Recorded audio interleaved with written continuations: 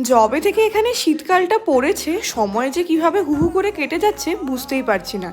এই ঘুম থেকে ওঠা থেকে অফিস যাওয়া অবধি যেন সময়ের সাথে লড়াই করতে হয়। অনেক চেষ্টা করেও এর আগে আমি উঠতে পারি না ঘুম থেকে। আর যত সময় এগিয়ে যাচ্ছে অফিসের টাইমটাও যেন বেড়ে চলেছে। অফিস থেকে বেরিয়ে বাইরের রাস্তাটার একটু ভিডিও নিলাম, ঠান্ডায় কেউ বেরোয়নি।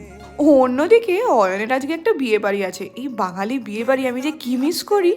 অয়নকে সবসময় বলি যে তুমি কিছু কিছু ক্লিপ আমাকে পাঠিও, কিন্তু ও কখনোই করে না। আজকে আমাকে না বলতেই সমস্ত কিছু পাঠিয়ে দিয়েছে। আর ওর এরকম ভালো ভালো খাওয়া দেখে যেন আমারও মনটা ভরে গেল।